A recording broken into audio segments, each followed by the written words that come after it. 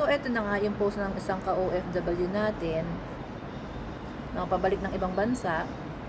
So, hindi siya pinapasok na sa OFW lunch dahil nga dun sa bagong rules.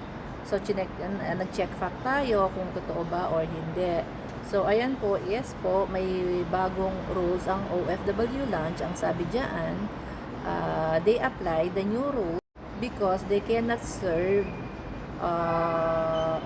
all OFW at the same time. So, yung mga 3 hours before departure, so hindi nila ina-accommodate. Ang hirap naman nun. Malamang yan, kasi sabi niya, they cannot accommodate daw at the same time. Malamang, wala na po kayong ma-accommodate sa ginawa niyong rules. Sino ba naman ang pupunta ng kaagaan ng 6 hours before your flight? Mag-isip nga kayo. Kahit ako, alam nyo ba, nagpupunta ako ng airport, sometimes 2 hours, less 3 hours. Aalis kami ng bahay, 2 hours before my flight. Hindi ako umaalis ng bahay ng 3 hours, 4 hours. 2 hours lang. Ano naman gagawin ko sa diyan sa airport, 'di ba? Tapos ginawa niyo 6 hours, malamang wala na kayong ma-accommodate, malamang wala na kayong ma-serve niyan. Ito opinion ko po ha, wala akong kinakampihan. Hindi po makakatulong yung 6 hours. Okay na yung kung hindi nyo sila mapagsabay-sabay, at least may nase-servisyohan po kayo. May napapakain kayo.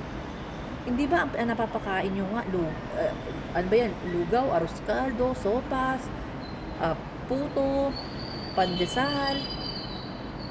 Okay na yun. Kahit yung iba hindi na ma-accommodate kasi puno. Kesa doon sa wala kayong ma-serve.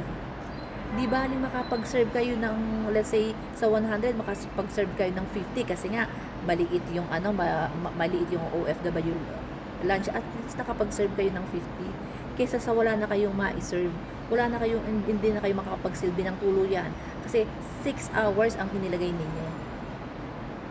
Parang kalokohan. Sino pupunta ng 6 hours departure? Malamang wala talagang papasok dyan sa OFW lunch ninyo. Ako never ako nagpunta dyan. Never po ako nagpunta. Kaya lang, yung mga ibang kababayan natin, di ba? 3 hours is fine. Ba mo gagawin 6 hours kasi hindi nyo ma-serve all OFW at the same time.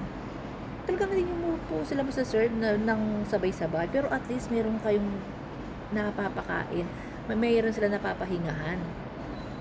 Kesa nandun sila sa labas, saan sila kumakain. Tama ba yun?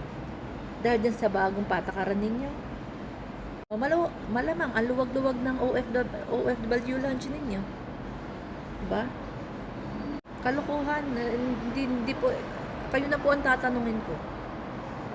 Kayong mga nagbabiyahe, 6 hours? Ako nga po papunta, pauwi ng Pilipinas, pabalik ng Pilipinas, 2 hours ako. 2 hours lang ako.